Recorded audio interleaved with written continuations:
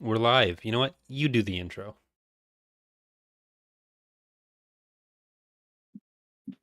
Really? Yes. Really?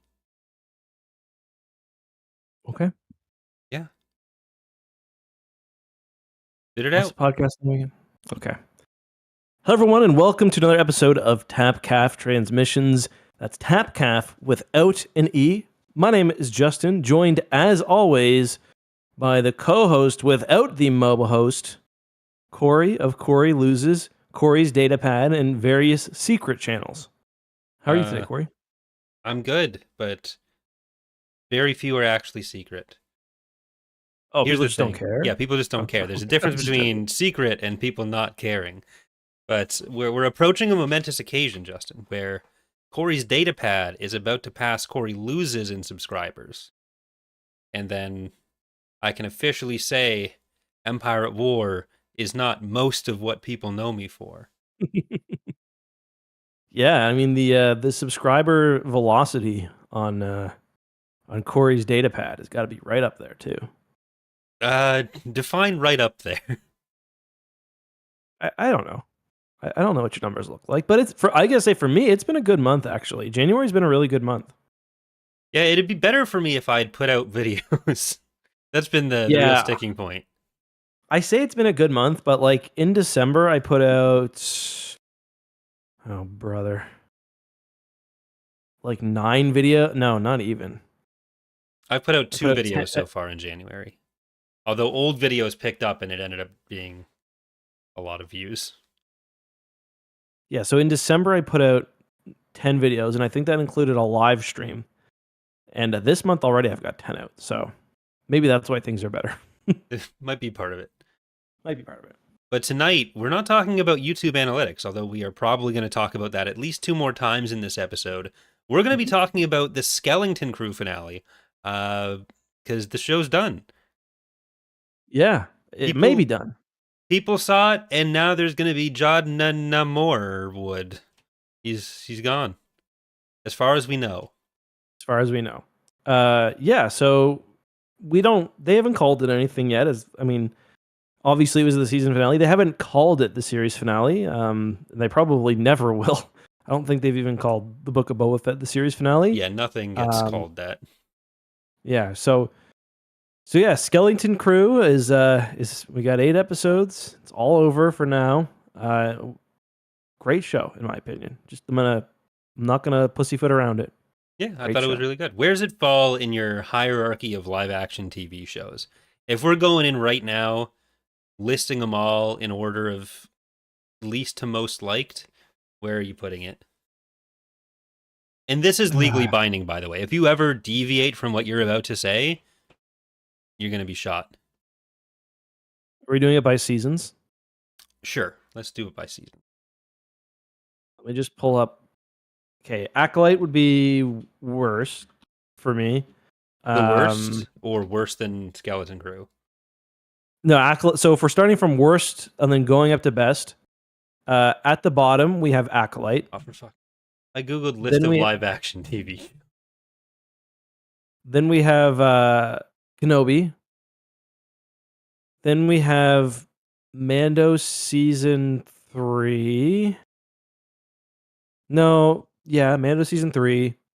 Then we have the Book of Boba Fett. Then we have this is where it starts to get tough for me.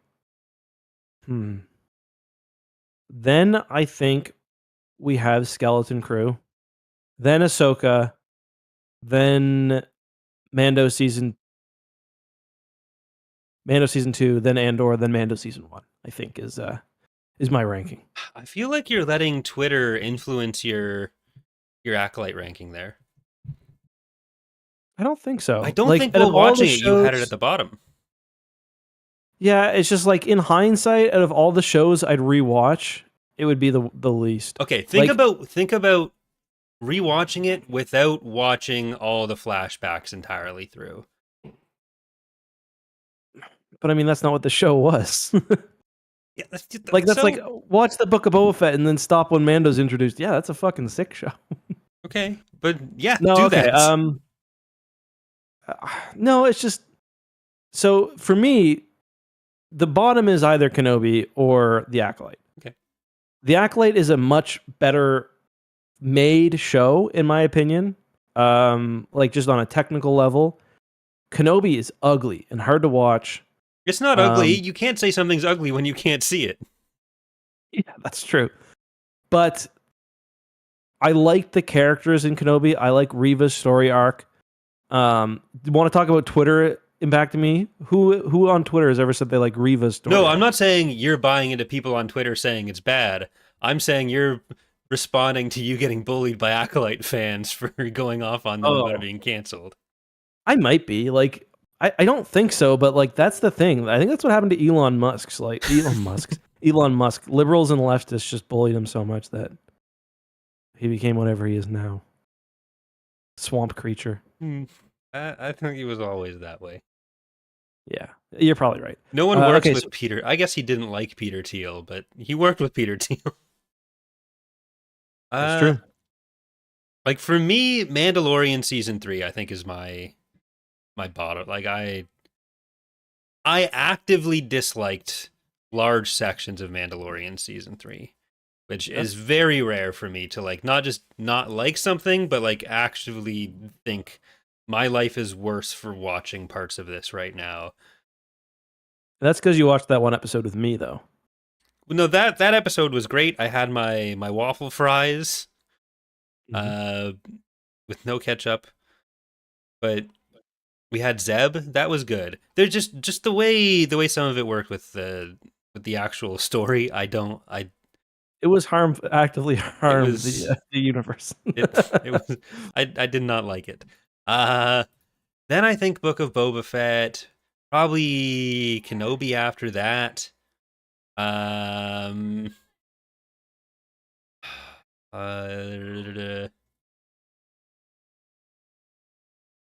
Acolyte's probably in around the middle there.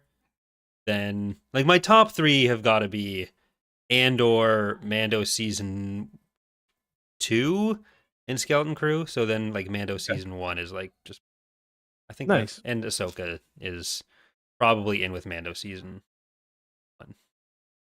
So Book of Boba Fett. They could never make me hate you. Yeah, like Book of Boba Fett is kind of like the Acolyte for me, where some of the stuff that I don't like or wasn't as into, I could just skip it and not feel like I'm missing out on anything on rewatches. For me, I still think the Book of Boba Fett had maybe the most potential out of any Star Wars show because they got the props, the feel, the look so right, and then it just went so wrong. Yeah. But I know that's a minority opinion, so I'm not trying to. Yeah, but I guess from like Skeleton Crew, I think did really well. I think it did what it wanted to do, and it executed. No, I agree totally. I love it. I really like the show. I really like all the shows in my top 5. So yeah, Skeleton Crew was great. Yeah, like I've enjoyed all of them. The only one that I did not enjoy was Mandalorian. But, yeah. So, and Skeleton Crew, probably not the number 1 slot, but it's in the top tier for me. Interesting. Like, I think I like Ahsoka so much because it felt most like a movie, which is like kind of funny because I'm always complaining about how these are made like movies and they shouldn't be. Yeah, but I think there's also something with Ahsoka where like if you were to show someone the prequel trilogy and the original trilogy and they're like, oh, is there a TV show that does this? Like I feel like Ahsoka is what you show them because it's like it's the most similar, especially the prequels. Like, if people just want kind of Star Wars action with Star Wars feel to characters and dialogue in the universe, then I think Ahsoka is what gets that feel closest to the movies. Even if I don't think it's the one that feels most better. Like a continuation and has the kind of epic scale as well. Mm-hmm. Like the obvious answer for that is Kenobi, but it just wasn't done well. I'd say like Kenobi, I actively disliked a lot of it. Yeah. I don't agree there, but I do think Ahsoka was better. That's fine. Yeah, but. Like Skeleton Crew is kind of in that category where I think you could definitely do the same thing, but like if the person is over if the person is younger than 15, Skeleton Crew. If they're between 15 and 30, than I'd Ahsoka probably still do and Mando then season older. 1 because it's tried and true. It's been I think proven. it's possible to get bored of Mando season 1 if you're That's true. not fully into it. Yeah. Um. Yeah. It's kind of funny. Like Skeleton Crew is almost like they had done the Caravan or like the Ewok movies, but they Mhm. were well done with budget. Yeah. And Like that's real what I think while Ewoks. watching it. Yeah. But we have the conclusion of the Ad-Atten saga. Uh, we ended off episode 7 with Jod having made it into the vault, and the parents of the kids come down, and we pick up in episode 8 with Jod still playing himself off as the emissary. Lightsaber instantly off. Yeah, why'd he turn it on? He had literally just turned it on. So like Jedi greetings, my friend. in their world, like for us, it was a week where he was standing there with it on, but for them, he turned it on and off in the space of like 2 seconds.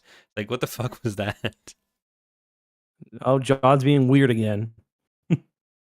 That a threat? Really, really lacks security protocols for these droids. I do think we got to address the elephant in the room, which is that Neil? absolutely nailed a few predictions. Oh, okay. So you weren't being literal. Okay, Well, you the nailed turbo some laser one. which the turbo laser thing. I think everyone nailed that. I don't think there was anyone who I didn't think nailed that it was going to once happen. the episode came out. I don't take this away from me. I'm so bad at predicting anything. You got the Luke prediction on Mando. It I wasn't did. Cal Kestis and it wasn't whatever I said. I forget Kit what I Fisto. said. I did not say Kit Fist. Even Dave Filoni only said Plo Koon. Oh yeah, Plo Koon. No, I said Cal Kestis. And then the droid brain was the other one. But the I also droid don't brain think running that the was planet. Yeah. yeah. And I didn't really. I thought it was going to look more like a walled supercomputer. I really liked the design though. Yeah. Kind of creepy. It kind of reminded me, not in like specific appearance, but like the droid in Legacy of the Force that thought he was Anakin running Yeah. Centerpoint. Yeah. I think it was the same kind of idea there. Yeah. Only didn't think he was a specific 12-year-old boy to trick itself into blowing up the galaxy. Yeah. But I'm glad that would have been wild. Can you imagine if he was like, "Hello, I'm I'm the Anakin overseer, Solo. Anakin Solo." That would have, and then everyone would clap. Yeah. I'm surprised. Like, speaking of the elephant in the room, I was surprised that we didn't get a Tack Rennet appearance or anything, because the show is called Skeleton Crew. We saw the skeletons of all the crew. You know what we didn't see a skeleton of? A fucking elephant. And they went out of their way to like obscure his face. He was the same species of Neil. Like, I thought there was gonna be something coming for Tack Rennet. Like, oh, he lived and decided to protect Ad-Atten, and now he's Neil's dad. But no.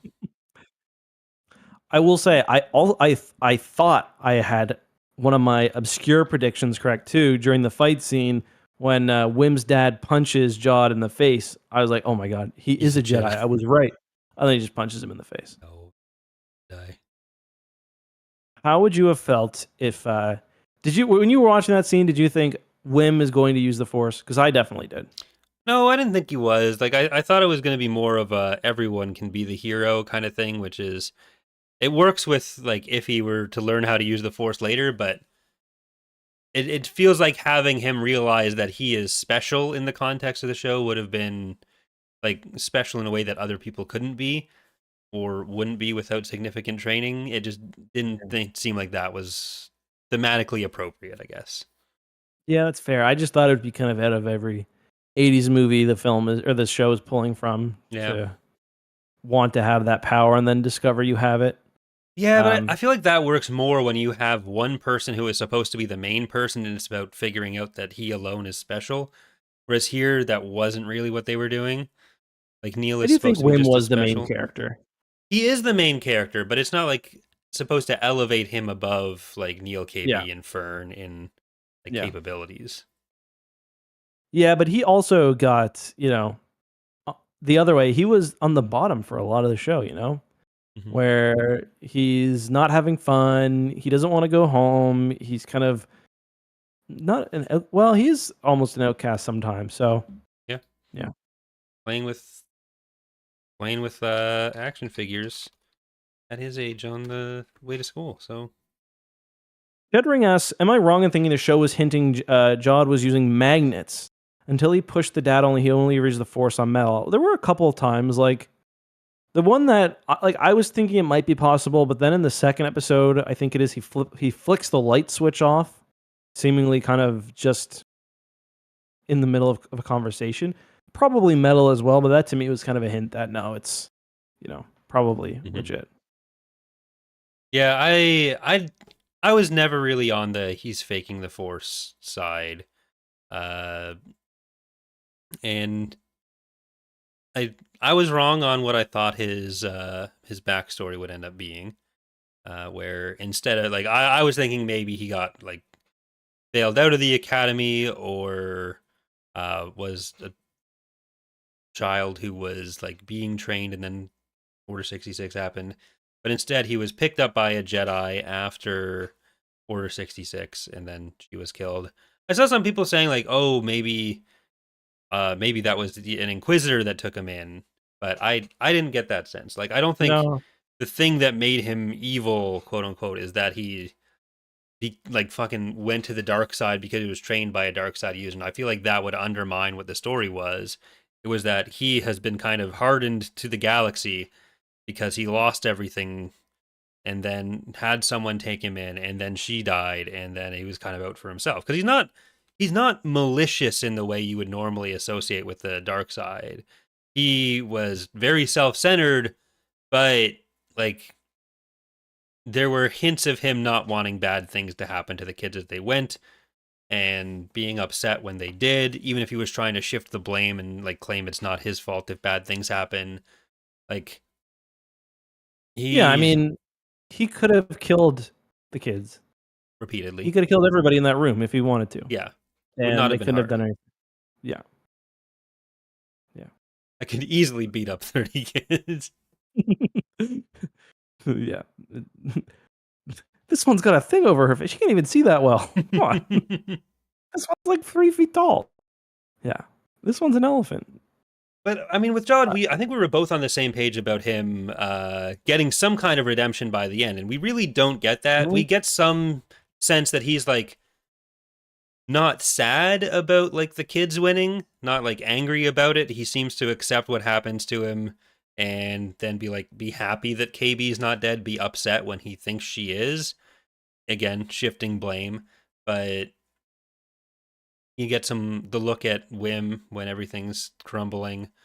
So we didn't quite get the turning around to save them, but there's at least some he's at peace with his life. I don't know. So that was, I think, the most interesting scene where he's watching the ship go down. I posted, he realized he lost the Star Wars because it reminded me a lot of that scene or the concept art of Hux killing himself in Yeah. in episode 9, which I don't think at all that's what he's going for. There was an interview today, and I think that watching the way he smiles, I think he's got another plan. Like, there was a good article they posted on Star Wars Leaks, and it's the look he gives is open to interpretation, but I think they were kind of suggesting that, yeah, like he's always got Plan B, and Yeah. He's going to grab some credits on the way out. yeah, exactly. Like he was in the supervisor's tower. The supervisor's tower didn't like blow up or anything. Mhm. Maybe he got arrested. I don't know. Yeah, he's got no reason to be dead. Yeah. It is a bit of a loose end of just like, oh, he's in the tower and Yeah. No one arrested him. he just Although, I mean, who can lives arrest there. him? Like, who in the planet could take him down? The New Republic with the X-Wings pointed at him. He doesn't have the lightsaber anymore. He's just like a dude Oh, who yeah. can sort of use the Force sometimes.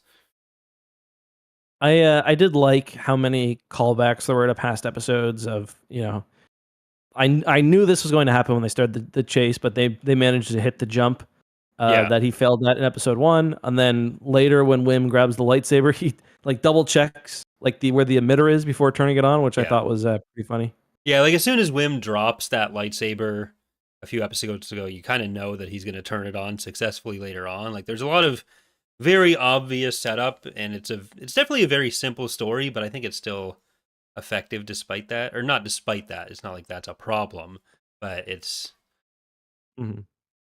it goes with those tropes and it handles them well. Yeah. Yep. But when the kids first get back, Jod tells the droids to put him under supervision, and Wim plays off his like he's on the horn with Neil. He's able to smoothly play it off as if he was with his action figure, and that fucking idiot droid didn't even know what hit him. Yeah, the Classic. droids are a lot less competent than I thought they might be. Yeah. Where I was like, oh, there's something going on. These droids are locking everyone. No. Yeah, they're holding these weapons. I don't think we ever see them actually discharge any weapons. They're just kind of No. there to be an armory for other people. They walk the weapons to them. Mm-hmm. But yeah, we have Jod taking over the planet because again, they don't actually check who the uh who the emissary is. And I guess this is the first time that they really say uh the Jedi are dead and like the Republic is gone, because that didn't really come up on their journey very much, did it? No, I don't. I mean, they didn't know. Yeah. I don't think. But Wim the the Jedi are supervisor dead. did. Yeah, so we do have confirmation of when the planet went missing. Not missing, but like got cut off, and it was right at the end of the Clone Wars. They got the Palpatine's final speech, and then it's all just gone, I guess. The Mm-hmm. Empire just locked the keys or locked the bank, and no one went in. The way I see it is like after it went out to the clone troopers, he probably just like broadcasted it on every frequency. So like I doubt Mm, like anyone okay. specifically sent it to Atten. I Well, think it's it was just probably on the just like news. or just like general Republic military frequency. You know what I mean? That all planets are probably tuned into. Yeah, but there's so much stuff that's on the ats that is from around that era. So I feel like they haven't been isolated that much. Like they've been isolated in that there has like normal people can't get in and out.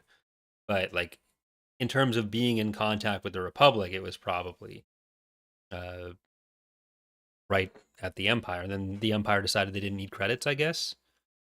I don't know. I don't get the feeling that I'm not sure. I'm not sure I agree with that. I don't. The people didn't seem to know there was a war going on. Well, I don't know how much anyone on the planet ever knows anything. The Mm. supervisor would be the one with the actual connections. Oh, the supervisor. Yeah, the supervisor may have known.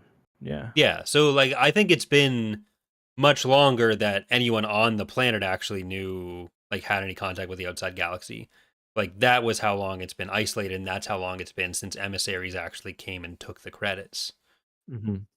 stored the credits. I'm not sure if they sometimes bring them back. Is it a bank? Is it just a mint? If it's just a mint, can they not make the credits elsewhere? Like are the materials they use to make the credits only mined there? Yeah, I mean, there was lots of talk about mines, so yeah.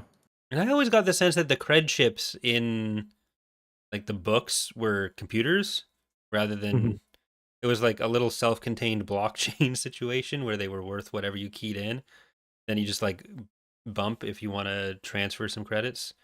Mhm. But they in certain parts of the galaxy they don't have e-transfer, and they struggle like splitting a bill at a Oh, you mean like in restaurant. America? Yeah, Yeah. they don't know how bad they have. Like we're not joining their country if they're not going to have No, e-transfer and I'm splitting bills at a fucking restaurant. not giving anyone my credit card to walk away with. Yeah, fuck that. That's ridiculous. Yeah. Awful. Yeah. Just Disgusting terrible. country. Yeah. Yeah, so we have them in the tower. They're trying to decide if they're gonna open up the barrier or not. Mhm. Jod in favor, everyone else opposed, and eventually they get it open with nobody losing a limb, which was that's good. Yeah, it was a pretty it's not often we get through a whole Star Wars project and, you know, there's a lightsaber involved and not a limb cut off. No one was even. I mean, Well, bad guys were stabbed, but SM-33 got his head cut off, but that's true. But it came back on. So yeah, it was nice that he was there to help KB. KB got a message out to the Republic, and it really was that the real good guys were the friends they made along the way. Talked to their owl buddy, called the cops.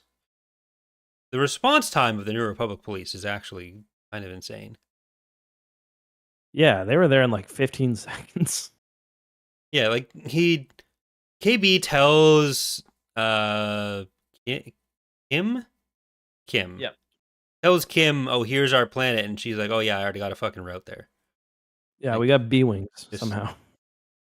yeah, and Charlie, poor Charlie, thinks he's gonna get a great Squadrons video out of it with the callback to Squadrons with shields to double front and the Well, B-wing I made a laser. Squadrons video about it today because the B-wing laser was a lot closer to what the B-wing looks like in Squadrons than in Rebels, in my opinion.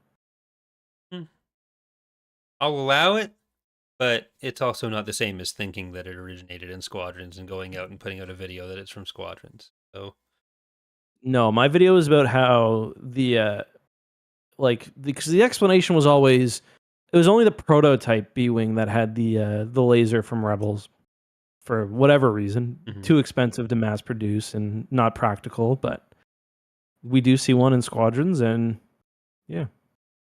it is kind of crazy that like we see the X-wing police with like ion cannons, and then you have the B-wings with the fucking Ripping the thing most apart. powerful fucking ship destructor beam.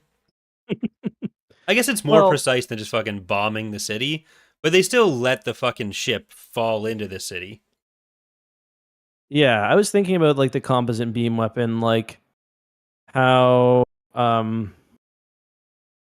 it's really not that good because like I mean you've played Squadrons. Half the benefit of being able to of a torpedo is you can launch it with all power to shields and all power to engines. Then you launch it and you turn away and you go the other direction. With this composite beam laser, sure against an unarmed pirate ship who's not firing back because it's been half destroyed by a turbo laser, it works. But you know you're not going to want to point yourself at a Star Destroyer for too long. I don't know, like flying into the Corvettes, you could pretty easily nuke a Corvette with it. Sure. And if you can park yourself somewhere and no one notices, then you just loop it and there you go. Yeah. Okay, so barriers down. New Republic's coming in. We have the pirates are in there doing their speeder chase. We got the payoff for the jump. We had the payoff for the lightsaber. We had Vane once again taking part in an invasion of a planet where he thinks he's going to get some credits and then just gets... at least the New Republic came to help this time. Last time it had to be Mandalorians, but is he going to show up in another pirate attack later? He might. I mean, that was a really cool fight, by the way. Mando season 3, I thought. Yeah. Yeah. But yeah, I get like he could be kind of like Tag and Bank, who are like everywhere. He's like the underworld version of that. Mm-hmm. He's not Hondo. Like, yeah. The anti-Hondo. Yeah. I mean, no cameos. Was there any moment where you thought, "Oh, a cameo is about to happen"? Yes. Can you guess what it was? When the New Republic showed up, did you think it was going to have some known character? I didn't until I saw the CR90. Oh, you thought Leia might be there? Yeah. Yeah, I had a moment of thinking that. Yeah, I was like, oh, we're getting Nightmare CGI Recreation Princess Leia. Or Billy Lord. Billy Lord would have been cool. Especially for a show like Skeleton Crew. I would have been totally fine with that. Like, she's in Star Wars. I feel like she'd do it, and I feel like that's better than having the CGI thing. Totally. Yeah. No, I agree. We do have a donation from Joel asking, do you think Andor Season 2 has the potential to be a big hit since it's the Season 2 of a show that's been touted as the best thing ever for 2 years now? I really don't know. I like Yeah. it's so far out still. We haven't even got any of the marketing for it yet. I just don't know. I hope it does well, but I also it's done. That's the benefit of it being only 2 seasons is this will be it. We don't need like the story will be complete and with Rogue One and New Hope. So Yeah, like I'm not sure what the mass appeal of Andor is also going to be, because like yeah. a lot of people say it's good, but I don't know that it's the same kind of like family sits down to watch a Star Wars show as other things. And like my buddy was watching like The Mandalorian and Ahsoka and stuff with his kids, but he tried to watch Andor when I said it was good, and he's like, "Nah, it's too boring for me and for the kids especially." So Mhm. it was I in season 2 of something, unless the viewership of Andor really ramped up, like unless it's been very steady over the last few years, usually season 2 of something kind of caps out a little bit over where season 1 was, if it's like, and that's if it's like really good and got a lot of more word of mouth. Just there, it's so hard for anything to be kind of the franchise that everyone has to see anymore, just because there's so many options for people to watch. And I don't know that I don't know what heights a Star Wars show can hit right now. Yeah, I mean, I think it'll do like Andor season 1 started off slowly and it picked Mhm. up, which is very rare for streaming shows, by the way. Yeah, There are some exceptions, but generally, you'll see bumps when you have an Anakin Skywalker flashback or, whatever. But generally, you hit the peak pretty quickly, especially because they tend to release multiple episodes week one for that reason, for the yeah, ratings. And then you decline pretty quickly. Andor is really the only Star Wars show that I know of that did the opposite, which is extra remarkable because it was a long season compared to the other yeah. shows. So I think it'll be a different trajectory. Whether it will be massive, I don't know. I hope so. Yeah, I'm just not sure. Like, I'm not sure if it can match what prior Star Wars shows have done. Like, I think it'll still be in the kind of lower echelon that Andor, Acolyte, and Skeleton Crew were all in. Like, Skeleton Crew, I don't know that I've heard anyone really say anything negative about it. Like, even the parts of the I haven't looked for this because I really don't care about their opinions. But Mhm. even nothing that the usual people who would trash Star Wars shows have said has leaked into my feed that was negative. Yeah, it's more And like, oh, look what the Accolade did to Skeleton Crew. yeah, and yeah, so like the even with people always saying it's good, it's not like that has translated into huge views right now either. Like we're in a streaming services are in a tricky spot right now, I think. Like most Yeah. people I know are cutting back to one or none, and there's just so many out there now. Like one of my friends that I was went out to dinner with last night was talking about how they're just on Paramount Plus now. Wow, And that's a weird one. yeah, that's what I said. But I guess there was a specific show they wanted to watch, and there's now also Ink Masters on. And how can Star Wars compete with Okay. reality TV? I do Amazon Prime because it's free.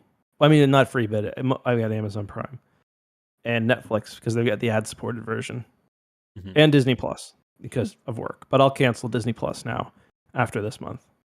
I Yeah. wanted to show you my. I post this on Twitter, but I wanted to show you my remote that I have.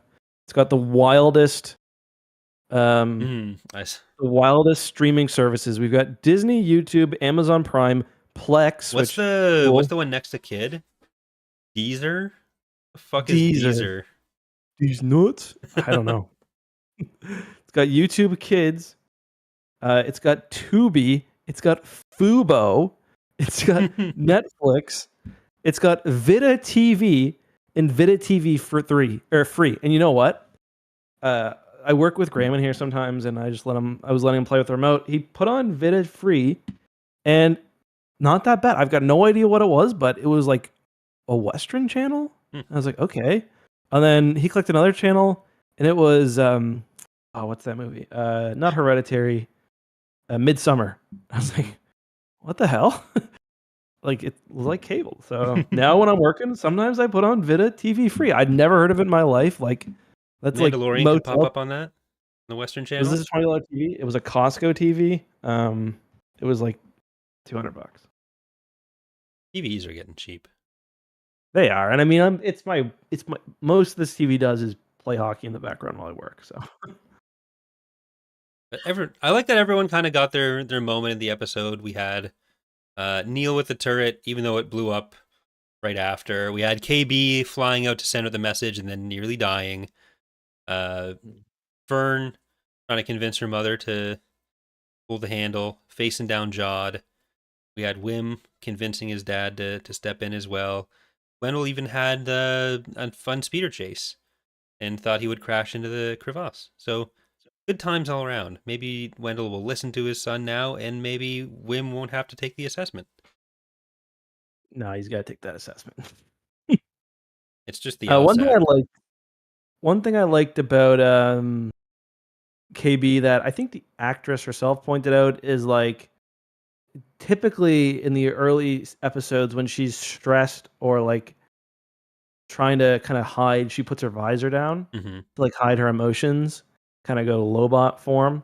Yeah. Uh, Not in this episode. There were a couple times where like she was under stressful moments and she did the opposite. She pulled her visor up so you could see her face, and I thought that was a little nice bit of bit of character development.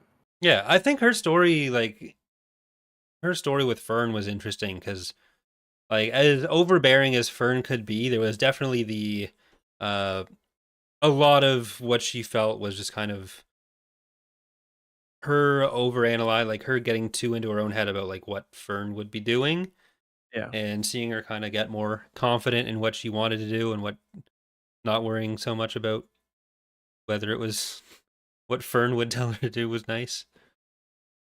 Yeah, from the beginning she was like kind of the shy girl who's friends with the mean girl. Yeah, Like not that Fern was actually mean, but she was pretty she was she kind acted of mean. pretty mean. Yeah. Not a bad person, but she was pretty mean at times. Hmm. Um So yeah, I like that. I thought she was maybe my favorite character. I just Yeah, all the kids are just so spunky and cute, and I don't know. It was a fun group, and yeah, I liked at the end how supportive they were of each other. Very wholesome. yeah. I feel like there's a decent shot they show up in a movie later, at least one of them, but Yeah, who knows? yeah. Believe it or not, Wayne was he was at oh, what's it called? That planet that Starkiller Base hit. He was a fleet officer, so Oh shit. he was on Mon Ramonda. Sorry, bud. Everyone ends up at Exegol, so there's plenty of opportunity. Yeah. They were Yep. actually the ones flying the Ghost because Tara was busy. We'll learn about that in Ahsoka season 2. I'm sure we will. I saw some rumors about Dave Filoni's movie, but I don't believe them, and I'm not sure if they were just fake. Yeah, I hope they are. I don't believe them either.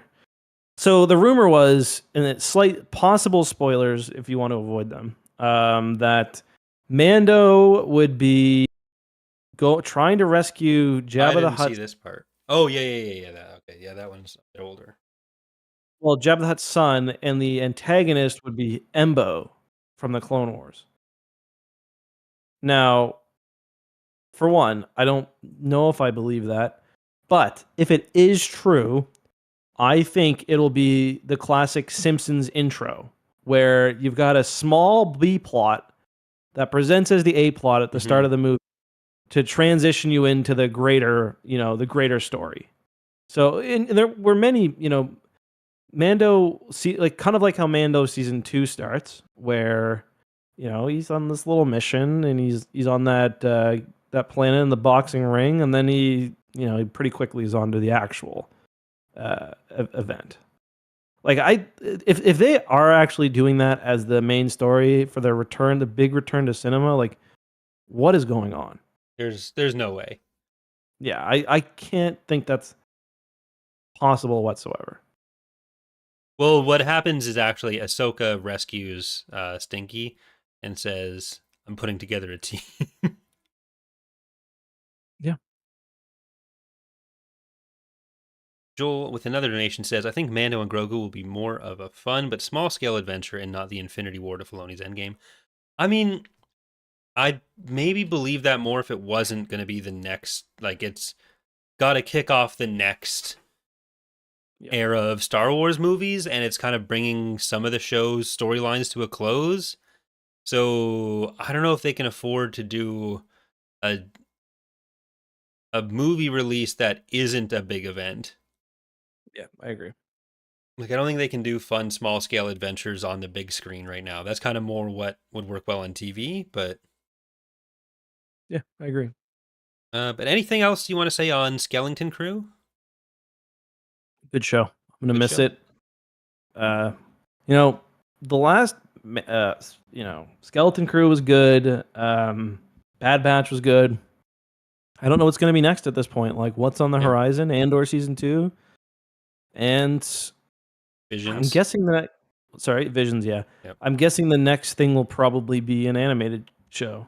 Yeah. But who So knows? after Andor season 2, like Visions exists in the second half of the year, and we really don't know what is next or when. Like We don't even have Star Wars 2026 Celebration until next year, which is crazy. isn't I think, or Celebration is this it? year? Or is it? Maybe it is It's this in year. Japan this year. It's just here. Okay. Yeah. And then I'm not sure if there will be one next year. I think they said every other year Probably after that. not. Yeah, it is 2025. My bad. Yeah. I love to go to Japan. That'd be so cool. I'm not dead. No, me neither. Just in Japan.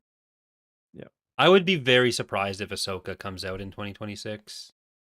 It sounds like they're so early in that process that unless they Could be like really see it could through be a it. December 2026 thing. Maybe, but then what does that say for the movie? Like, is the movie being made first, second? Like, who's doing what when? How I is think the Dave movie's. Filoni doing this? Yeah, I don't know. Filming is said to be this year. Okay, and then his film in 2028. Okay, maybe Allegedly. we'll see. Allegedly. Yeah. I'm not gonna believe there's any Star Wars movies until my ass is in that seat. So. We see an actual trailer and not just Patty Jenkins walking on a tarmac. I mean, you can look up Darth trailer on YouTube and see a trailer for whatever the fuck made up bullshit you want. All right. Any Why would the other woke mob do this? any other Star Wars news that we need to talk about? I don't think there was anything this week, really. No, not a whole lot. It's been really slow. It has been really slow. They've been releasing Mask of Fear excerpts though. I've read many of the excerpts compiled into a book, and it's very good. And I just checked. Star Wars revealed that Skeleton Crew's Neil and his family are Mickeans. Are dead. Mickeans? Like the mouse? Mykian. Mickean. Sounds like Mickean. So no Zim, by the way. Knows him. Knows him. So that was all. I mean, maybe it was true, and it's just in the background. We'll have to wait for the Art of Skeleton Crew to come out or something. Just have that on his. Oh, it's not even updated on. Oh, okay. No, the link still says Neil's species on his page, but Mikean is on its own article now. Okay. And no, Neil isn't the same species as Max Rebo. Yes. Obviously. No one serious said that he was. Okay. Well, please don't yell at me. Sorry. There is something special coming up on this here channel where starting on January 27th, we will be doing a 5 or 6 part tabletop RPG. If you're a fan of the Edge of Despair series on my gaming channel, we're going to bring back a lot of the crew from that with a new guest GM who I had to hire, which is why there is a donation goal. Oh, you actually hired a GM? Yeah, it's someone who used to work for Petroglyph. Oh, cool. And they're doing professional GMing now. So Ooh. I said I'd hire them. We'd do a thing to get their name out there if there's anyone who wants to get some GMing services for themselves. Okay. Is that expensive? Like, It's costing me a lot. Really? I mean, a lot of money compared to what the series will actually make. I mean, it's a lot of work, and to be clear, because you've got to do the hour few. Like, it's 20 hours of campaign plus. Yeah. I assume it's like an hour prep for an hour game time, or no, or more. Yeah. Like it's a reasonable cost, but I mean just relative to the fact like I'm gonna lose money on it, which is why there's a donation. So are they only doing Star Wars, or do they do other stuff too? They typically do other stuff in a variety of settings, like not official IP settings, just like other RPG type stuff. But yeah, so we're doing that, and then I'm hoping to do more tabletop stuff after that. We're going to be Cool. using a service called Foundry for showing Oh, everything. So yeah, I done. it's a virtual Or I tabletop service remember if thing. I did work with them or they wanted to do sponsored content with me, but it seemed cool. Yep. So what era do you know? We're going to be doing Galactic Civil War era, so we'll be Ooh, doing adventurous. some yeah. Okay, we'll shut the fuck up.